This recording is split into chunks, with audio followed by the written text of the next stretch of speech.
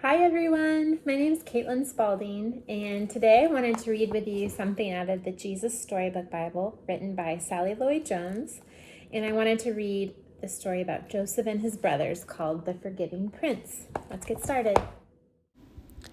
The Forgiving Prince. Jacob had 12 sons, but of all his sons, Joseph was his favorite. One day, Jacob gave Joseph a splendid new robe. It was beautiful and rich with all the colors of the rainbow, but it made Joseph's brothers jealous. They wanted rich rainbow robes too. Then, to make matters worse, Joseph kept on having these special dreams. I dreamed I was the greatest. I was the king, Joseph told his brothers, and you all bowed down to me. Now, I'm sure you know, even if Joseph didn't, that telling your brothers things like that isn't a very good idea. Joseph's brothers hated him even more.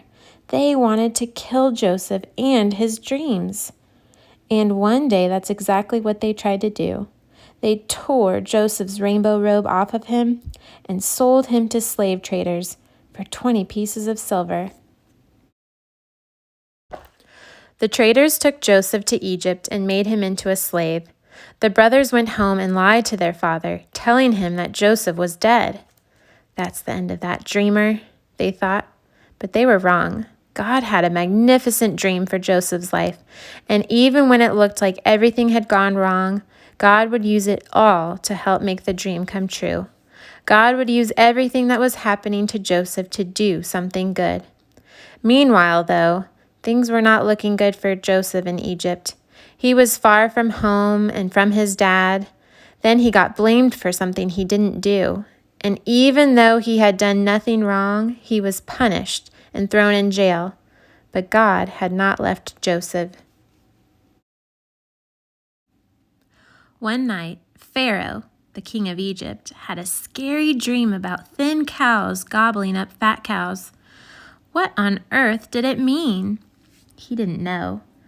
But Joseph was a dream expert, so Pharaoh sent for him. It means a famine is coming, Joseph explained. There won't be enough food. Pharaoh was so pleased by Joseph's skill that he immediately took Joseph out of jail and made him a prince. Now back home, Joseph's brothers had run out of food and everyone was hungry. God's special family was in danger. If they didn't get food soon, they would starve to death. So Joseph's brothers traveled to Egypt to buy food. They came and knelt before the new prince. His brothers didn't know that the prince was Joseph, but Joseph knew who they were. Joseph's dream, the one about his brothers bowing down to him, was coming true. "It's me!" cried Joseph. When they saw it was Joseph, his brothers were afraid. They had wronged Joseph. They had sinned, and they knew it. Now Joseph would certainly punish them. But Joseph looked at his brothers, and his eyes filled with tears. Even though his brothers had hurt him and hated him and wanted him dead, in spite of everything, he couldn't stop loving them. His heart, which they had broken, filled up with love, and Joseph forgave them. Joseph threw his arms around them. "Don't be afraid," he said. "Behind what you were doing, underneath everything that was happening, God was doing something good. God was making everything right again." Joseph didn't punish them. He rescued them. He brought God's special family to live safely with him in Egypt. One day, God would send another prince, a young prince whose heart would break. Like Joseph, he would leave his home and his father. His brothers would hate him and want him dead. He would be sold for pieces of silver. He would be punished even though he had done nothing wrong.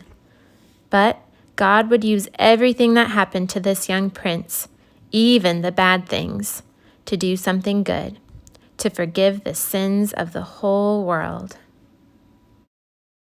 So the prince at the end of the story was talking about Jesus, and I thought it was really interesting to make the comparison between Joseph's life and Jesus' life when he was here on earth. They both had some really messed up, hard things that happened to their lives. but God turned them all around and used it for good. In Joseph's life, the hard stuff that he went through, God used it to rescue his own family from the famine. In Genesis 50:20, this is Joseph, he's talking to his brothers. He said, "As for you, you meant evil against me, but God meant it for good, to bring it about that many people should be kept alive as they are today." God rescued him. And in Jesus' life, that hard part about being here on earth away from his Father with people that didn't understand him and hated him, and he was sold and he was beaten and he was hung on a cross to die, God used that to rescue sinners like you and me from our sins. What amazing good news. God used it for good. And it's for you and me too. In Romans 8, verse 28, "And we know that for those who love God, all things work together for good, for those who are called according to his purpose." God's going to use the hard, the scary, the confusing, the sad things in our life for good. We can trust and believe that that's the case because the word says it. And we can see it in the stories of Joseph's life and in Jesus' life, and even in your own lives. You can look back and see sometimes how he used it for good. And if you can't see it yet, you can trust it. I hope this is an encouragement to you, and I hope I can see you guys soon.